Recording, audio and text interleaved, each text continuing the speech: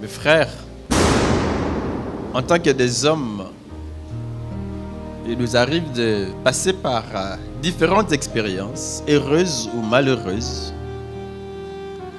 Mais dans toutes ces circonstances, la personne de Dieu, surtout dans ses attributs, nous rassure. De manière particulière en rapport avec ses attributs, quand nous passons surtout par des temps durs et difficiles où nous sommes découragés, il y a deux attributs de Dieu qui nous aident. La bonté de Dieu, Dieu qui est bon, et le deuxième, la fidélité de Dieu. Je me propose ce matin de nous parler de la fidélité de Dieu. Et le thème que j'ai choisi, c'est que Dieu est fidèle. La peur met des doutes sur ma route.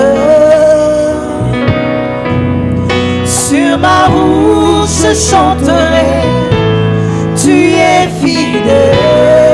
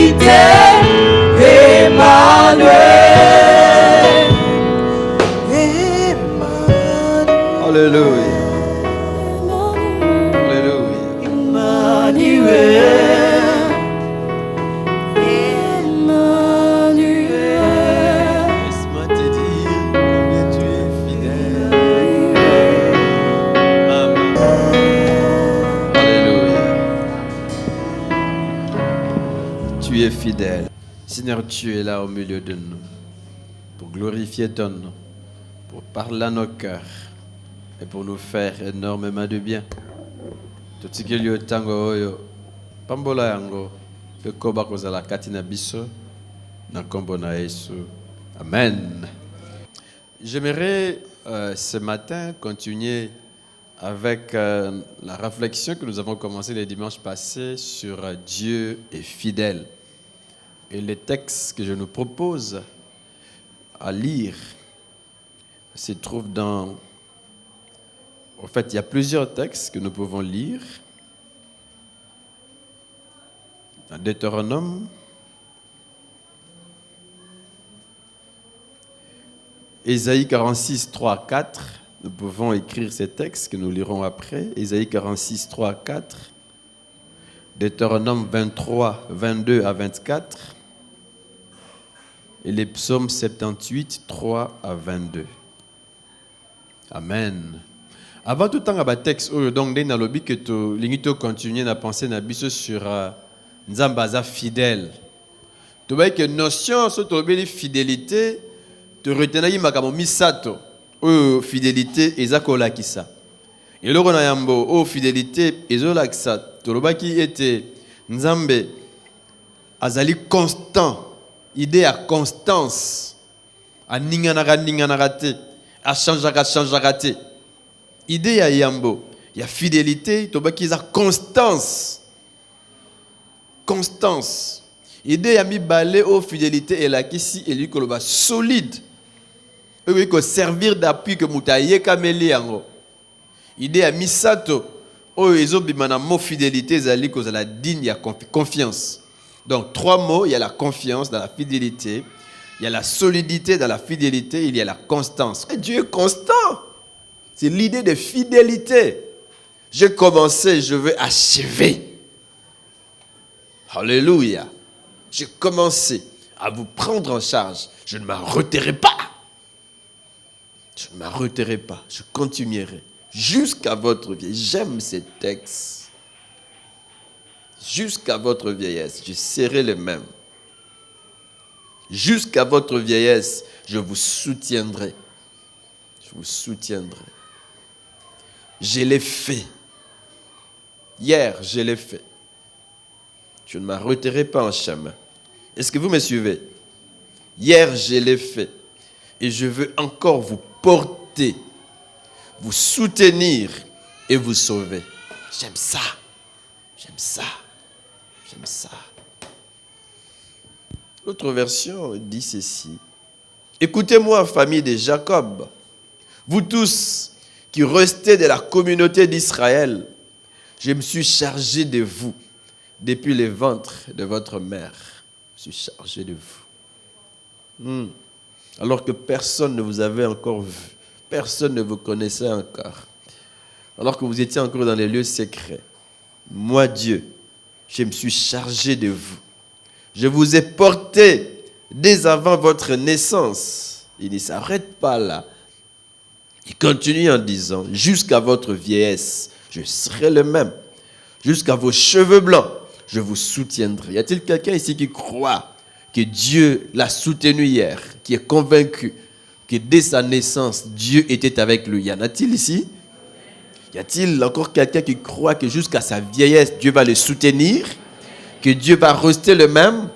Que Dieu restera constant? Oui, c'est bien, mes frères. Je serai le même. Jusqu'à vos cheveux blancs, je vous soutiendrai.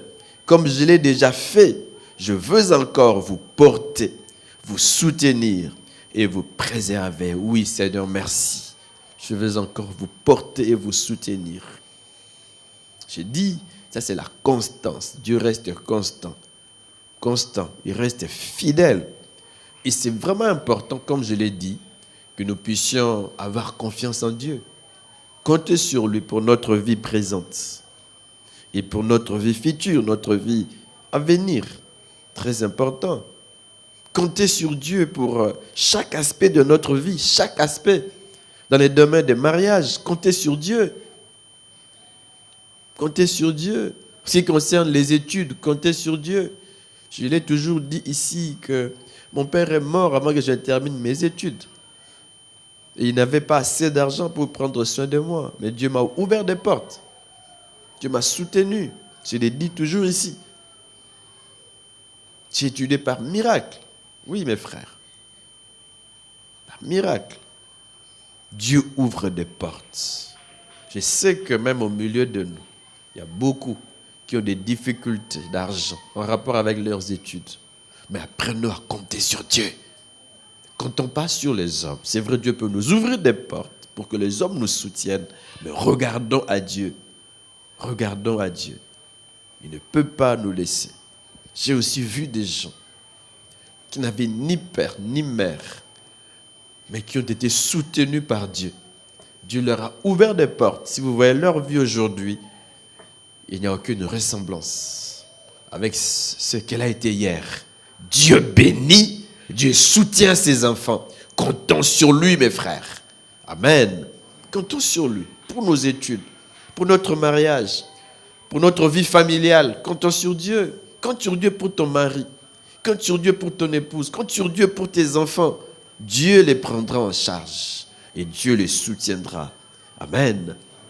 Comptons sur Dieu aussi en ce qui concerne les péchés. 1 Jean 1,9 dit, si nous confessons nos péchés, il est fidèle et juste pour nous les pardonner. Parce que nous pouvons tomber dans le fait de nous condamner nous-mêmes. On va se demander, est-ce que Dieu vraiment pardonne? Dieu pardonne, il lui promet de pardonner, il pardonne. Lorsque nous tombons, revenons à Dieu, croyons qu'il nous accepte et qu'il nous agrée et qu'il nous lave de tous nos péchés et qu'il nous fortifie pour que nous ne tombions plus. Comptons sur Dieu pour notre marche quotidienne avec Dieu, surtout en rapport avec les péchés. Revenons tels que nous sommes et croyons que Dieu pardonne. Mon frère, crois que Dieu pardonne. Crois que Dieu restaure, même si les hommes peuvent te condamner, te traiter de je ne sais quoi, mais compte sur Dieu qui pardonne, sur Dieu qui restaure, qui restaure. Ne craignez pas de revenir à Dieu après un péché, après avoir tombé. Revenez à Dieu. Peu importe, j'ai dit, c'est que les hommes peuvent dire, mais revenez à Dieu. Amen.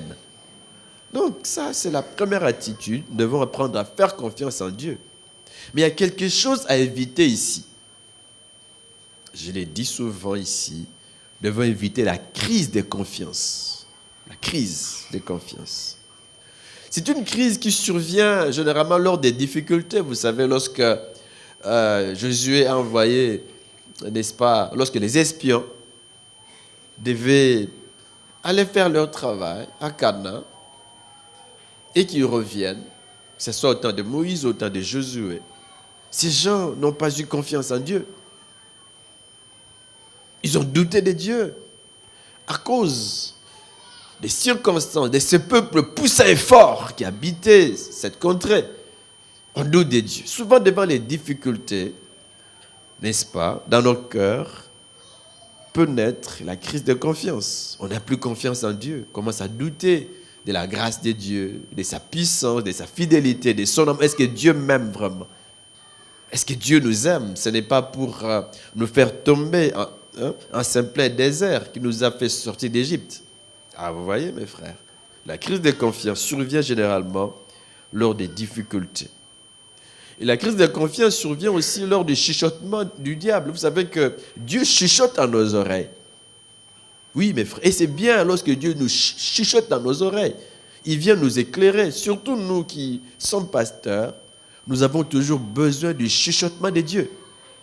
Que Dieu te dise ce qu'il pense de son œuvre. Il te chuchote à l'oreille et ça fait du bien.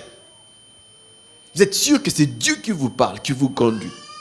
Mais j'ai dit que Satan aussi vient chuchoter dans nos oreilles pour nous prodiguer des mauvais conseils et nous pousser à faire de mauvais choix. Est-ce que je me fais comprendre? De mauvais choix, il vient chuchoter, il vient nous parler. Il vient vers Adam et Ève, nous connaissons cette histoire. Dieu a-t-il réellement dit? Il veut le faire douter de Dieu. Finalement, ils ont expérimenté eux aussi, ils ont connu cette crise de confiance. Est-ce que Dieu vraiment nous aime? Est-ce que Dieu a réellement dit ce qu'il a dit? Est-ce que c'était pour notre bien qu'il l'a dit? Vous voyez, il y a une crise de confiance. On commence à douter de Dieu. Il y a crise lorsqu'on doute de Dieu, on doute de sa fidélité, on doute de son amour. Dieu m'aime-t-il réellement? Mon frère, ma soeur, Dieu t'aime. Ne tombe pas dans la crise de confiance. Non, Dieu t'aime, Dieu te connaît, Dieu prend soin de toi. Et Dieu reste Dieu, quels que soient les temps ou les circonstances. Il est constant. Alléluia. Il est constant. Ne tombons donc pas dans la crise de confiance. Ne tombons pas. Et ce qui est aussi intéressant, c'est la deuxième attitude. J'ai dit la première, avoir confiance en Dieu. La deuxième attitude, comme Dieu est fidèle, nous devons lui être aussi fidèles. Et lui rester fidèle. Oui, rester fidèle à Dieu. C'est-à-dire, il nous faut une marche. En fait, la constance dans notre marche avec Dieu. La constance. La constance. Ici, je ne veux pas dire qu'il ne faut jamais tomber. Il peut arriver, mes frères, que l'on chute. Mais j'ai dit, il faut toujours revenir. Mais on reste chrétien. Aujourd'hui, je le suis. Demain, je le suis. Après-demain, je reste constance dans ma marche avec Dieu. Je marche avec Dieu. Je continue d'ailleurs à progresser. Je ne reste pas un bébé. Je ne fuis pas l'église. Je n'abandonne pas les seigneurs. Mais je reste constant. Quelles que soient les époques, je reste attaché à Dieu. Quel que soit mon entourage, quel que soit même les cadres dans lesquels je vis, puisque l'on peut quitter Kinshasa pour aller habiter ailleurs, mais je reste chrétien. La constance dans notre marche avec Dieu, c'est important. C'est important. Rester fidèle à Dieu. Fidèle dans nos engagements envers Dieu. Fidèle. Je m'engage à les servir. Je les sers. Je suis ouvrier à l'église. Je suis fidèle dans mon département. Fidèle dans mon service pour Dieu. Je suis là où Dieu m'a établi. Fidèle. Fidèle. Je dis la constance dans ma marche avec Dieu. Mais la fidélité aussi dans mes engagements. La constance dans mon service pour Dieu. Dans mon service pour Dieu. Important. Être fidèle à Dieu aussi, c'est ne pas faire de vœux à Dieu sans l'accomplir. Fidèle dans mes vœux. Je me fais comprendre? Fidèle dans mes vœux. Un vœu, c'est un engagement volontaire. Un engagement volontaire de se consacrer à Dieu. Seigneur, je te donne ma vie. Parfois ici, nous chantons je te donne ma vie. C'est un vœu. Je me fais comprendre. Un vœu, un engagement volontaire de se consacrer à Dieu. Seigneur, prends ma vie pour toi. J'aimerais marcher avec toi toute ma vie. C'est un vœu. Il faut être fidèle à ce vœu. Un vœu n'est pas seulement l'engagement volontaire de se consacrer à Dieu, mais aussi un engagement volontaire de lui consacrer certains biens. Ah oui, un engagement à soutenir l'œuvre de Dieu, par exemple. C'est un vœu. Et c'est important de rester fidèle à Dieu lors des vœux. Deutéronome 23, un texte intéressant aussi qui peut nous aider. Deutéronome, chapitre 23, le verset 22, verset 23 et verset 24. Je lis dans ma version.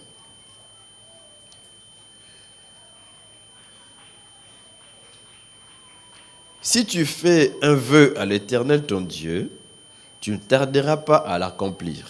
Est-ce que vous suivez? Si tu fais un vœu à l'Éternel, tu ne tarderas pas à l'accomplir, car l'Éternel ton Dieu t'en demanderait compte et tu te chargerais d'un péché. Vous voyez, Dieu nous demande de compte. J'ai fait un vœu, le vœu de me consacrer à lui, le vœu de soutenir son œuvre, de lui consacrer, de lui donner certains biens. Dieu nous demandera des comptes. Verset 23. Si tu t'abstiens de faire un vœu, tu ne commettras pas de péché. C'est là où je dis toujours, on ne doit pas nous forcer à faire de vœux ou à prendre des engagements pour soutenir l'œuvre de Dieu, pour faire ceci, pour faire cela. On ne doit pas nous forcer. Ne vous engagez pas parce qu'on vous a forcé. C'est vrai que nous devons parfois être motivés pour comprendre que nous devons soutenir, que nous devons donner, que nous devons nous consacrer à Dieu. Mais mes frères, que ce ne soit pas parce qu'on vous y a forcé. Est-ce qu'on est ensemble? Verset 23.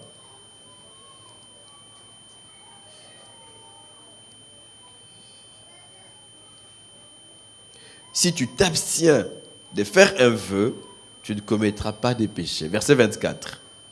Mais tu respecteras et tu accompliras ce qui sortira de tes lèvres, en te conformant au vœu que tu feras volontairement à l'Éternel ton Dieu et que ta bouche aura prononcé. Bref, nous devons, n'est-ce pas, être fidèles à Dieu, fidèles dans nos engagements, fidèles dans notre marche avec Dieu, dans la constance, de ne pas faire de vœux sans l'accomplir. Avez-vous fait de vœux à Dieu? Est-ce que vous les avez déjà accomplis? Voilà un peu mes frères. Donc, les trois attitudes. Deuxième attitude. Troisième maintenant. Nous devons être fidèles dans nos relations avec les autres. Faire confiance en Dieu, la première attitude. Être fidèle et rester fidèle à Dieu, la seconde attitude. Et ici, je vais rouvrir une parenthèse pour dire que Dieu bénit tous ceux qui lui sont fidèles. Il y a plusieurs promesses dans la Bible qui sont attachées à ceux qui restent fidèles à Dieu. De manière générale, Dieu les bénit, Dieu marche avec eux et Dieu aussi reste fidèle à ces gens, à ceux qui lui sont fidèles. Troisième attitude, nous devons être fidèles dans nos relations avec les autres. Fidèles les uns envers les autres. Oui, mes frères, fidèles. Fidèles dans nos engagements envers les autres. Fidèles dans nos promesses. Il y a des gens qui promettent sans accomplir l'objet de leurs promesses. Ils ont promis. Ils n'ont pas accompli. Que des infidèles même au milieu du peuple de Dieu. Des hommes et des femmes infidèles dans leurs engagements, dans leurs promesses. Fidélité dans le mariage. Y a-t-il encore des hommes fidèles aujourd'hui? Y a-t-il encore des femmes fidèles aujourd'hui? Autrefois, lorsque l'on grandissait, je ne sais pas si ça continue aujourd'hui, on parlait des deuxième, de troisième bureaux. En tout cas, il était difficile de trouver un papa sans avoir de bureau. Je me rappelle qu'avec certains amis, on était encore de petits, on était en train de réfléchir autour des papas du quartier, là où nous habitions. On s'était rendu compte que presque tous avaient des bureaux.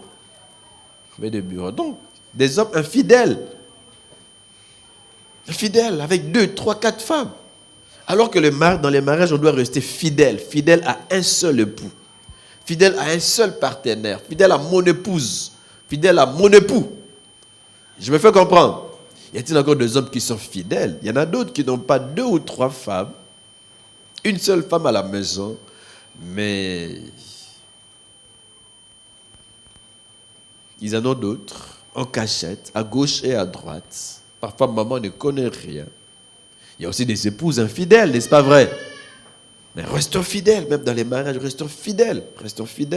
Fidèles dans les affaires. Au fait, je voudrais juste te dire que nous devons être dignes de confiance. Fidèles dans nos engagements, mais aussi être dignes de confiance. Être un homme de confiance, même dans les affaires. Confiance. On peut vous faire garder de l'argent, vous le gardez. Bien. Un homme de confiance. Vous gérez pour les autres et vous le gérez bien. Sans vous en servir. Sans que les autres ne les sachent. Digne de confiance. On vous confie des responsabilités en famille et vous le remplissez bien. Digne de confiance. Beaucoup ont trahi la confiance qu'on a placée sur eux. Beaucoup, mes frères, pleurent. Ils disent les chrétiens ne sont pas dignes de confiance. Je lui ai confié mes activités pour qu'il les gère. Il a tout détruit, il a tout volé. Que ces choses ne soient pas nommées parmi les chrétiens, parmi ceux qui professent marcher avec Dieu. Est-ce que vous êtes avec moi? Être fidèle, fidélité, être des hommes de confiance. Je dis que plusieurs ont trahi les autres, ont trahi leurs responsables, ont trahi leurs parents. Les parents vous font confiance. Papa, je pars à l'école. Mais après l'école, vous allez ailleurs. Il y a des enfants comme ça, ils quittent la maison avec la tenue de l'école, les uniformes. Après l'école, elle avait dans son sac des habits de la maison qu'elle porte pour aller ailleurs. On trahit la confiance des parents. Un chrétien ne doit pas trahir la confiance des parents. Je me fais comprendre? Non. Vous sortez à gauche, vous sortez à droite. Les parents ne le savent pas. Si un homme vous aime et que vous vous rendez compte que c'est sérieux, parlez-en aux parents. Discutez avec eux. Discutez avec maman, discutez avec papa. Et c'est aussi bien que les parents restent ouverts. Parce que parfois, les enfants peuvent avoir des difficultés à s'ouvrir. Qu'est-ce que papa va dire? Il réagira certainement mal. Mais c'est intéressant que nous ayons confiance les uns envers les autres. Que les parents aient confiance aux enfants, que ceux-ci aient aussi confiance aux parents, au point que l'enfant peut venir librement partager ses défis, ses difficultés, ses joies, ses découvertes, et l'on peut discuter ensemble. Je me fais comprendre. Et bref, nous devons être fidèles dans nos relations, les uns envers les autres. Fidèles, ne pas trahir la confiance. Trahir la confiance. Amen. J'aimerais terminer en lisant avec nous un texte qui est long, mais qui reprend pratiquement plusieurs vérités que nous avons partagées ensemble. Plusieurs vérités sur Dieu qui est fidèle, qui remplit ses engagements. Plusieurs vérités sur les attitudes aussi, n'est-ce pas? Notre réponse face à la fidélité de Dieu. Je vais lire dans le livre des psaumes. Psaume chapitre 78. Un principe du 3e au 22e verset. Ce texte contient plusieurs vérités importantes. Je veux d'abord lire du 3e au 8e, du 4e au 19e, et enfin, du 21e verset au 22e verset. Donc c'est comme cela que j'ai divisé ces textes. 3 à 8. Vous êtes avec moi? Est-ce qu'on est ensemble? Très bien. Ce que nous avons entendu, ce que nous savons, ce que nos pères nous ont raconté, nous ne les cacherons pas à leurs enfants. C'est un peu les styles de Jean. Vous êtes avec moi?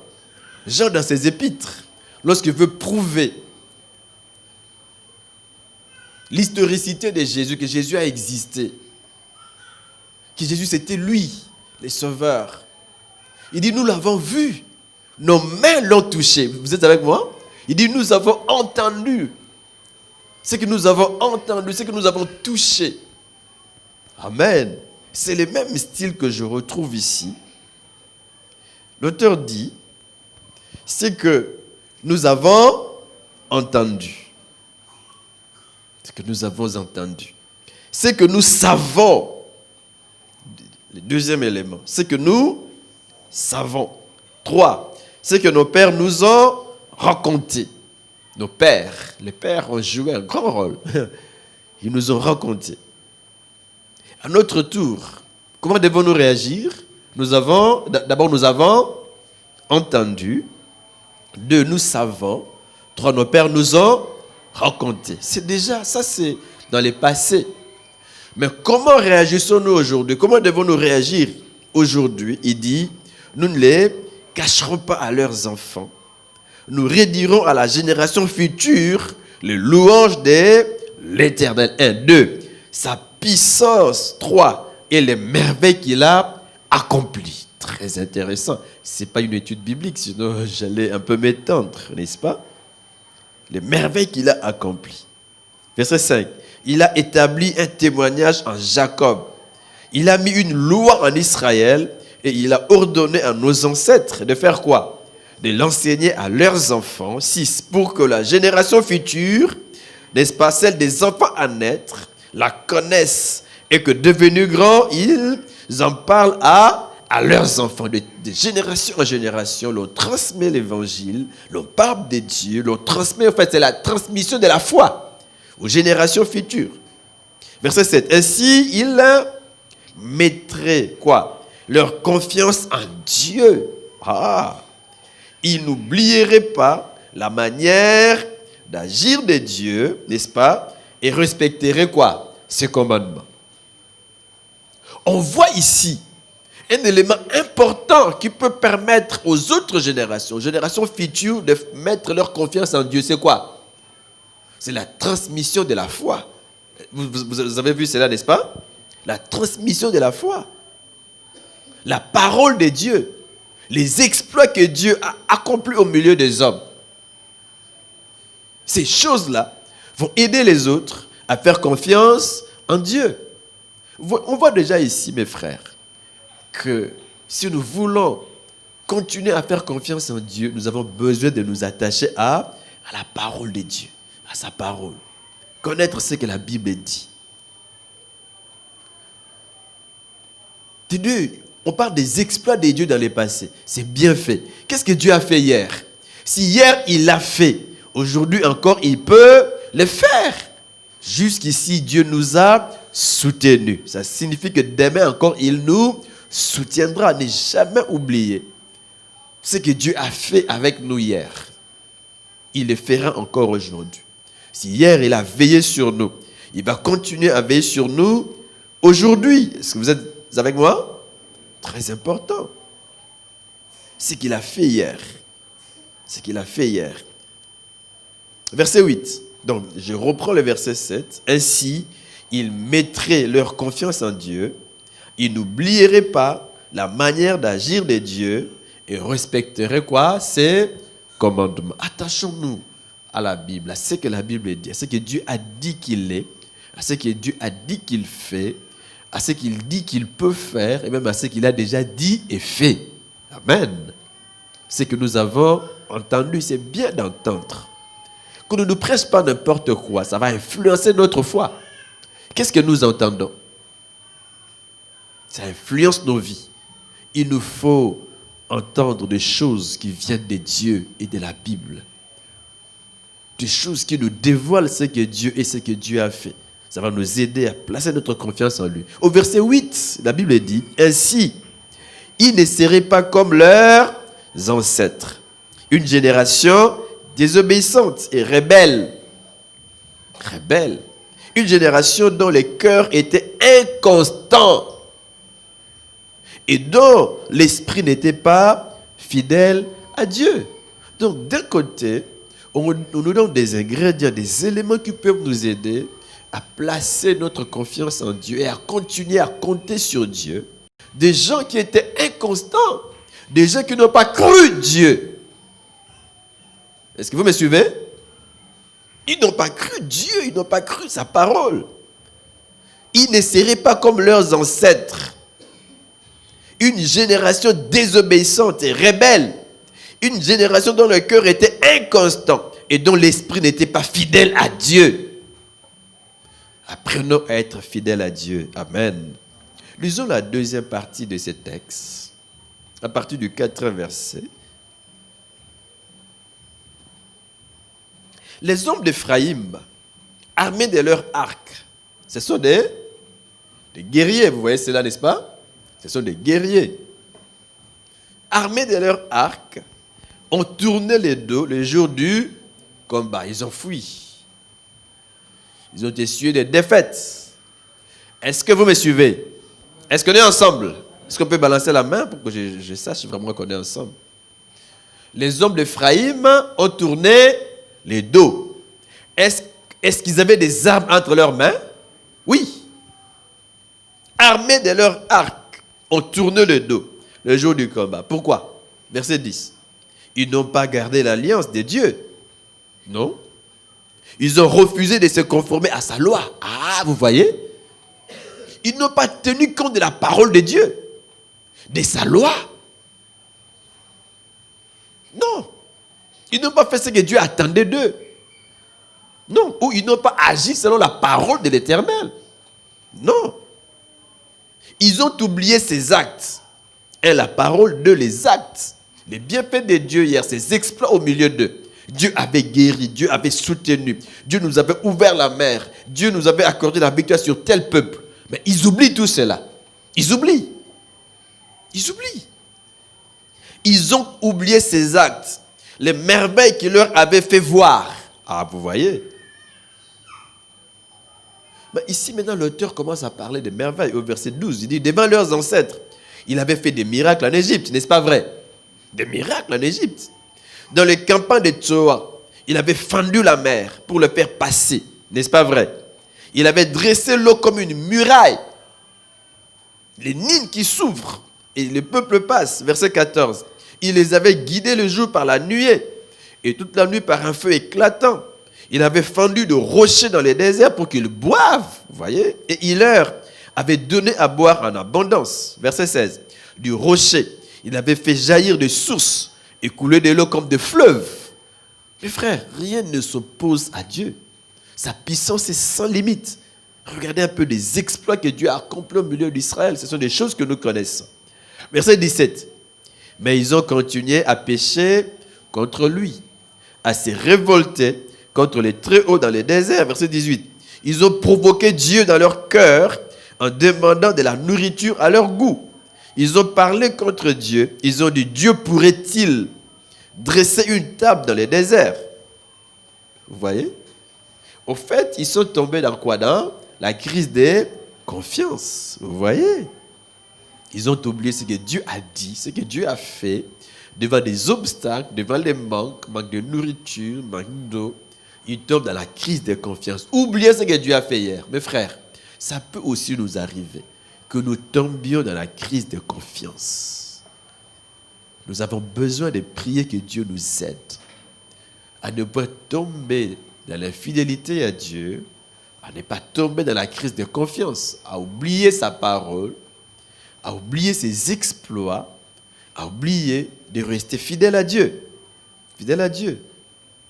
Amen. Très important. La troisième partie, du verset 21 au verset 22, l'Éternel a entendu cela et il a été irrité.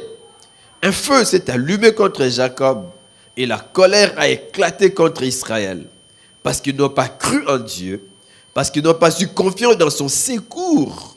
Non, ils n'ont pas cru en Dieu. Ils n'ont pas eu confiance en son secours. Un feu est sorti. Mes frères, ici on voit quoi? C'est que Dieu punit la crise de confiance. Est-ce que vous voyez cela? Dieu punit ceux qui sont infidèles. Dieu n'est pas d'accord avec ceux qui tombent dans la crise de confiance. Amen. Bref, retenons que Dieu est fidèle. Et Dieu reste fidèle. Dieu reste fidèle. De notre part, comptons sur sa fidélité.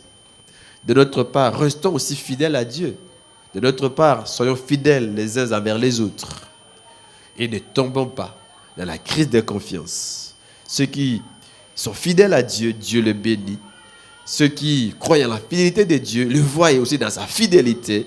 Ceux qui tombent dans la crise de confiance, voient la main de Dieu, se tournent contre eux. Ils se privent de la grâce de Dieu. Ils ne peuvent expérimenter ni la parole de Dieu, ni ses exploits dans leur vie.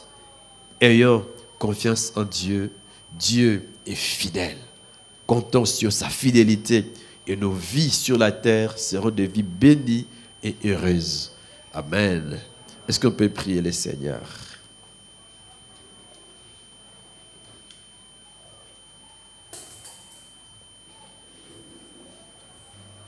Et si quelqu'un était infidèle à Dieu, infidèle aux autres, qu'il revienne à Dieu ce matin. Vous avez trahi la confiance des autres. Revenez à Dieu, confessez. Mais demandons à Dieu de nous aider à le rester fidèle.